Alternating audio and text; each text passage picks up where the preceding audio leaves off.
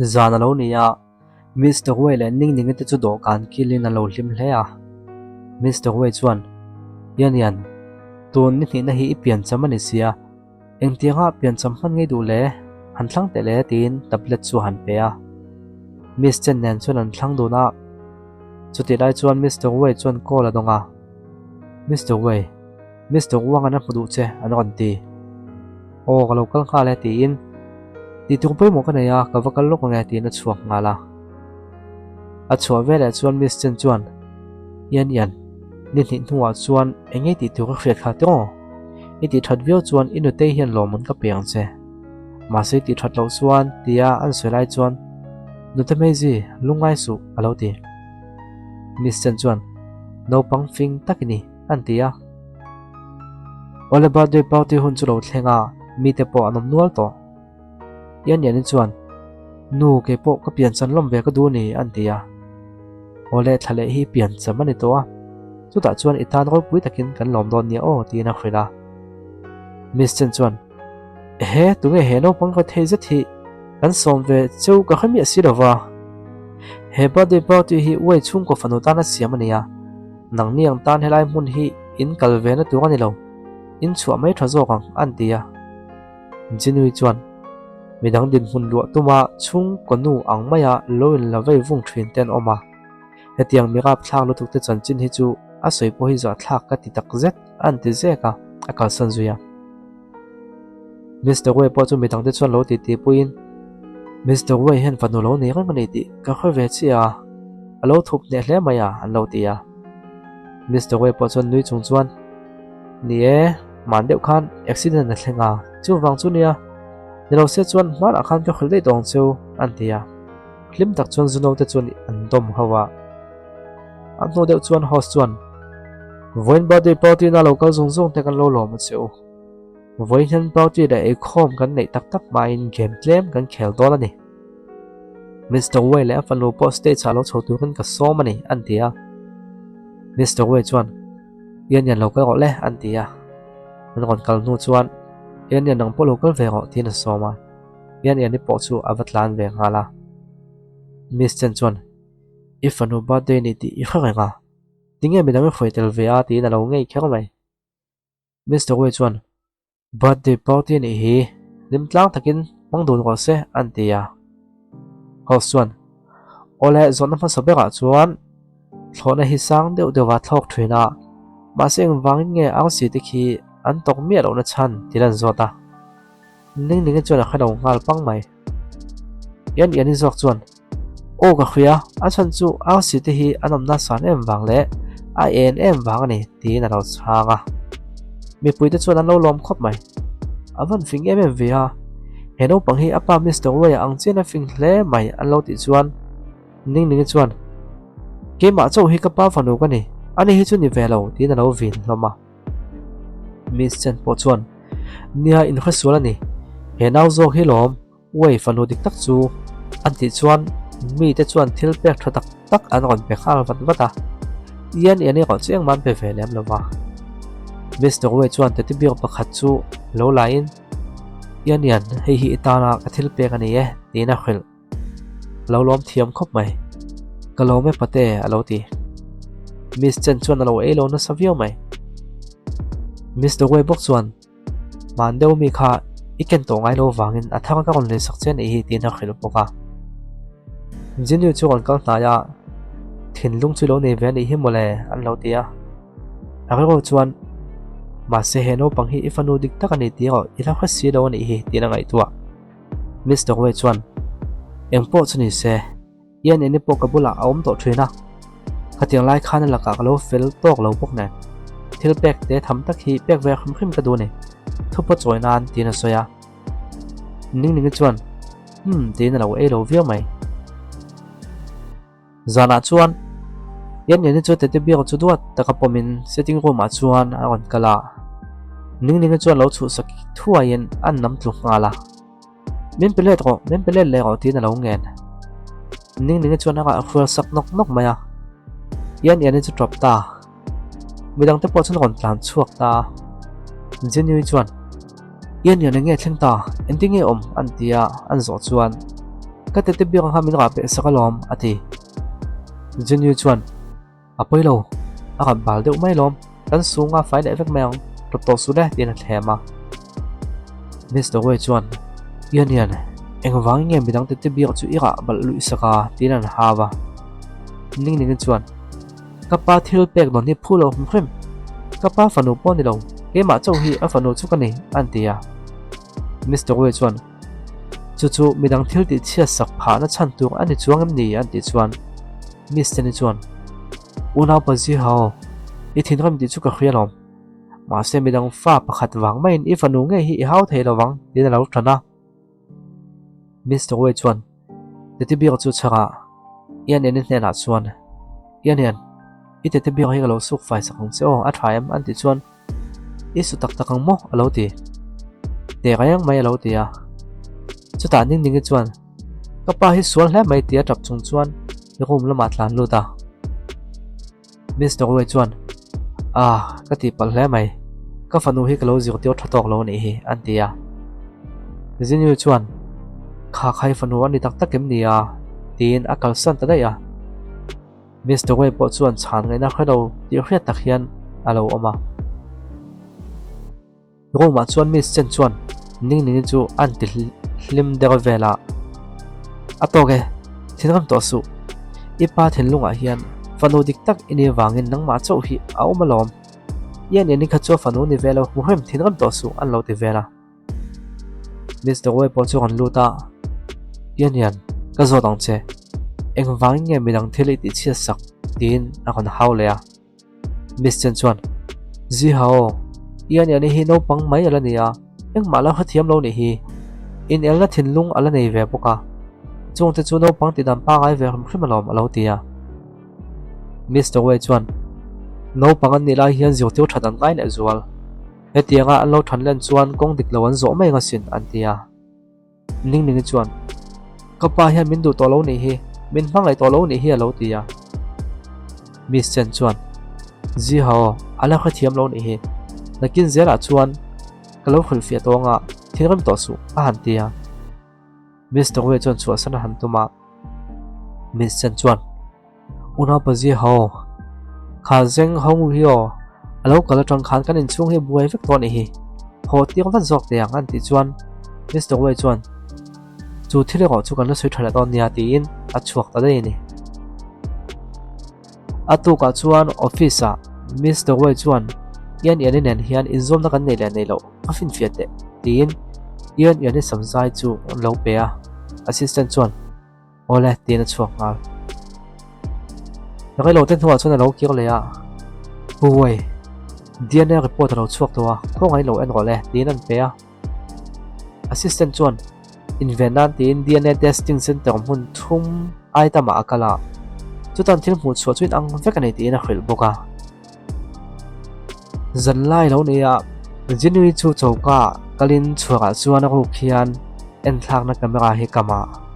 a kon le lama chu Mr. Wei nan chuan in tong hlau mai Mr. Wei chuan zan gai to hetianga chauka ngai tia tinan zota yan ni helpin a bowak ka zon pui ni hi anti chuan e thil soi chu ko hi ngam mo ni le zan gai to chauka thil zonga mo anti chuan naktur zinga tho huna amulo chu nak phili buai vek don asin antia midang engkoli thiam hle mai mo Jinui ang main anti chuan ka soingun to view ni Jinui kan ni lo Jinui u zeng hongui zo kan ni hi tin an chang le a kal sana tum lai po chuan potle le in ithil soi chu ko hi ngam ni a yom dan le che dan zong hi Jinui nan khanin ang che ni anti inang ila enge ni vak chuang anti chuan chu wang chuan Jinui ui ni lo Jinui ngei khai ni zok ne atita Jinui kan ni lo min thate anti chuan Mr. Wei chuan ani ne Jinui in ni lo ti fin fiana enge ne ya tin zon le a Jinui chuan phir kan nia lom kan che dan le nung changai ang hle ti chu a khret ranga thil pa ngai ta ni lom ni chung chu Jinui kan em ti khre du chan hi nge ni jela min thon le idu nge ni a phubala ki du zok ti na van nai ta nung lam atong chuan Miss Jenny chu na lo hmua tunang zan gai to engei tia tina kon vina Jenny chon van hain zoi saphian private thil kan tin hi ate deuh khera akal sanjui alo thi khop mai una pazi ho engei soi min khul ve thayam tina zota eng ma ni lo kamudon tin kal san tum Miss Chen chuan ji ho ani khai duem nia anti chuan eng moi soya tina kon hoilen vat kin jinui melang chian ya ilunga tileng ani kha anti chuan ato thu om anglo lu to kha sui to su ati ko la dong hala Mr. Wei company thil poi mo ti tu oma tin an kon khil ole local ha do ne atia Mr. Wei chu kal hala Miss Chen thin ram lu tuk chuan a try hetiang ani chuan ka thil ti tur awang hian min dem suang che tin a in sel viau mai atok zinga chuan Miss Chen chu chauka localin chem pakhat chu ala aglo chuan chu tiang ani chuan ka da traffic ton chu ni atita gas burlam chu pana engemaw chu va khoi ni lelam anlo langa Mr. Wei te office kal tur chu assistant chuan kar ti dingin puwei meeting am han tur paper kha ina kan thei hil dai mai tina khila Mr. Wei chuan le mai ro ati assistant chu nui deuh saka ole puwei tina let ve ngala ina chuan ning chu a ruma chuan oma thilgam chedeu hi khia Miss Jenny a kon lut ngala thilgam a khia thulo khil Miss Jenny chuan yan inu tei thu hi ngai thlang vona tong hian Wei chung kwa mi poi mo mek in to lo na e po Wei chung ko nu ber kan ni to bokang tu ma min dang thei to lawang tin an hlim dun la mai tite ka yan do te lo ko pona ka khoi chuak che tinan tlan chuak ngala rom le lama chuan January po le khabulo chiang meka yan ni chona kon pana nu ko ma nuam lo lutuk anti chuan enga tingia tina pang lo de saka kalu haya kalu ka chuak bok tina khil January chuan i khosik pom si lo i bp niam te hin lo mo local te khlo en chiang che atia chuak pu tum chu January po alu kon hai ve khal an tu te hle yan ni chuan nu enge zia nu tin yan ni lu hei po chu anu chunga chuan ni kho khalo chuan atlu ve hal in chunga chuan pu we ten ron luta gas le krim chun khala he gas le kan hi tin en ko wat ro tin assistant chuan tu ve ta chuan hong ngala Miss Jenny te chuan an ron muin lemon chang ngal he yan ni thaim engei an yan tin Mr. Wei po chuan yan ni thaim tin ron boi pui khala Miss Chen chuan una pachen ho ko mun nom lo nia ati Mr. Wei chuan a thave ke lo thlenge pona chuak photang tin yan ni chu poma assistant le Miss Chen te po ni verlo chuan anin kai chuaka pon lama chuan pom chuakin Mr. Wei chuan yan adam photro hospital ka betoa doctor an lo thleng trap tuang tin plan lu len tuma Miss Chen chuan lo patin una pachen hao kal su tin alo dang Mr. Wei chuan zeng hong yo le yan ni ka chana ngai anti chuan Miss Chen chuan nin chu amel khak khaka ning po chuan pa ka hlau nia tin alo thap de ko ve le ya Miss Chen chuan nie chen hao yan nen hiang kan hlau nia alo ti assistant bok chuan puwei Miss Chen le ifanu hian amma mo chen hi an lo tia ma se Mr. Wei chuan yan hlau su nun na chan hi poi mo ba ni belong kha ko ti na tlan lut ta hala Miss Chen chu thin ram khop mai Mr. Wei po in chung lama chuan alon chowa yan ni tinu fa lo le tang chuan mu chuan a ko vak loma dam doin alo langa Mr. Wei chuan January on ha hun wak chuan akianga lo thua January po a kon ha ngal khoyang ko man ti chuan Mr. Wei chuan dam doi nai omani hi nemin tlai khan gas leak wangin ithedanga alo ti Jin Yu chu on tho vata yan yani enge an tina zot ngala yan yani chu thai rom le lama suna muwa tina chan chuan kaven khala nge tin tho khalan tuma ma semester we chuan chesu a thalom nang ma hi la chak lawa hi ha da mangai ni tina khil chuta miss chani po chu kon lut khala nang hi ni tu nang hian gas khai on ani mo min thai tu mem nia a kon ti khal bok bok maya Mr. we chuan Meiji engei soyom zia yukhiem anti chuan ka soyom zia chu ka khop mai kan ina alo kal tong khan yan yani nena min no chodan roi ngotan songa ma se hlo tling lova tuna phei chon guest onin min tha ve ka tum la ta ni hi antia Jinu chuan a loin guest chu nang ma he kan email zok hi a tiang ai toin thiri soidonin fin fian ai nei nga yang min pu chhe nga su anti Miss Chen chuan chouka iwa kwal gok lai kha ka mu vek chelom enting i sei fe don le alo te zek mai chuta Mr. we chuan ani te take nizang khan ke point ka mu chia chouka khan nge ti reng renga zeng hong yo i sei fe na ka ngai thadu ni antia Jin chuan a try pin fe na chu ka muang cheu he thil ti tu hi tu nge ti khiat nan hian chouka khan camera ka lo da lok dei to lom atita phone ena ma se a mail adang lam tatlat ama mail sok alo ni le si mak ati ta hle mai angoi reng lai chon Miss Chen chuan enga tinge bidang tu min mu velova mu thailo thilo mem nia tual that chu tu nge ti hi mu tir i du ni lom ni alo ti pang panga Mr. we chon phone chun lak saka he mai chi hi nang mai ni lom ni zeng hong yo soifia na thatak min pero antia Jin Yu chuan nilo anilo enting ani thei tin mak ati khop mai Mr. we chuan ka ina he tiang thil de tur hian i local tin em ni zeng hong yo ka lo ring sol hle mai che anti chuan Miss Chen bo chuan he tiang mi sol lu tu ki chu dan manga khrem tlak ini antia Mr. we chuan police a chuan ka report lawang che ma se dam doin tong ai chuak walin ka ina tong hian chuak tel nga lang che tin a chua san nga la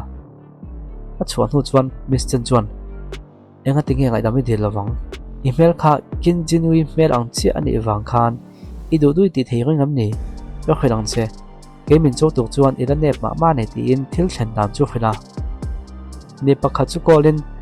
noi khat pe in video mail kha alo thak ti ko thu chu soita